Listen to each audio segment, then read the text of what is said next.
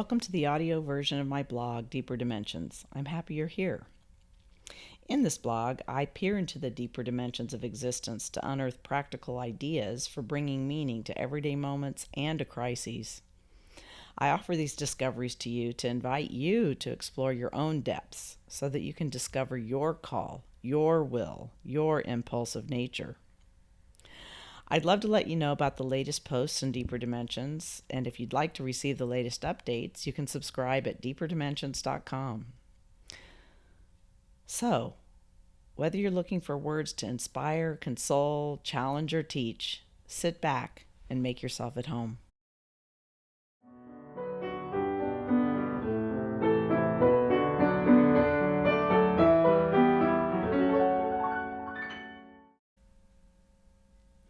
Today's post is, stretch your heart to feel more than one emotion.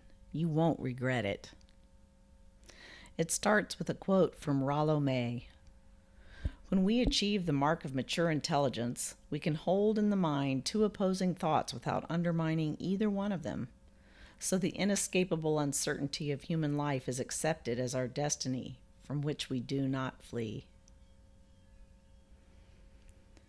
It happens all the time in my therapy room. People fear that if they examine actions or words of their parents that had a painful impact on them in childhood, and if they discover that they feel anger or grief or hurt toward those beloved parents, then it'll mean they no longer love the people who gave them life. Wow, what a betrayal. Of course, then they're mired in a stasis of either or. I understand that. There's no way to move, no way to grow if it feels like you're required either to love and appreciate your parents or to admit their flaws and therefore feel anger or grief. That's an unsolvable dilemma for many people.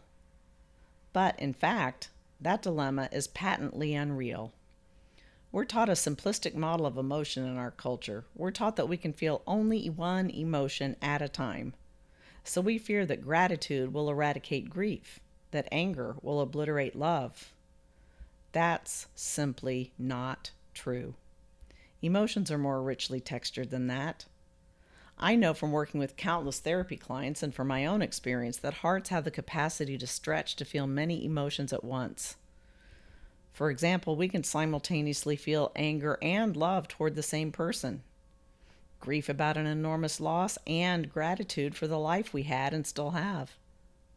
Furious with our dog for eating an entire package of Oreos in under 2 minutes, and proud that he was smart and quick enough to get away with it. Afraid of letting our kid ride his bike around the block for the first time, and excited that he's adventurous and ready, and more. When my first husband died in 1992, I didn't care if I lived or died on my own behalf. And at the very same time, when I looked at my then 11-month-old child, I passionately wanted to live, no matter what it cost me.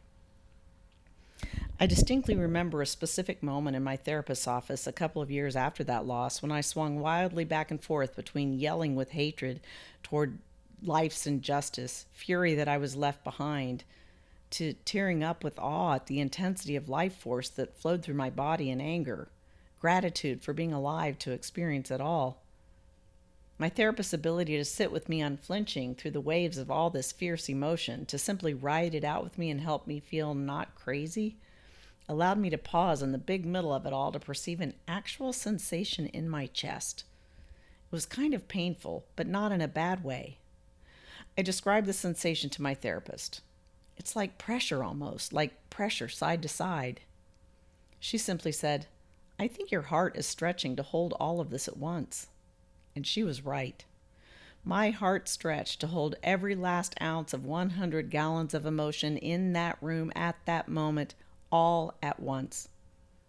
More awe and gratitude at this miraculous experience widened my chest even more, and I was never the same. Because you know what? Once your heart stretches like that, it never shrinks back to normal. Because it's normal for our hearts to grow and expand and feel many emotions at once. We're built for that. You get used to it after a while, and you realize that the full heart feeling is a feeling of aliveness, of a passionate love of life, of not holding back one cell of your body from being fully engaged with the moment. Neither I nor any of my clients have ever regretted letting life flow through us like that. A stretched open heart is a supple and strong and enlivened heart, even if it's a broken heart.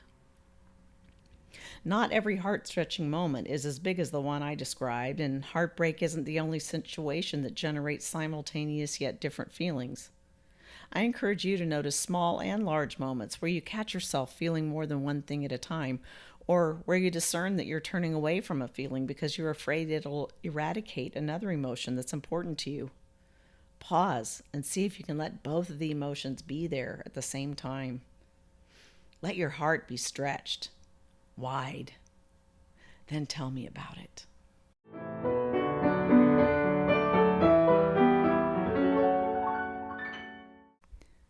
As always, thanks for listening. And if you'd like to subscribe, go to deeperdimensions.com. See you next week.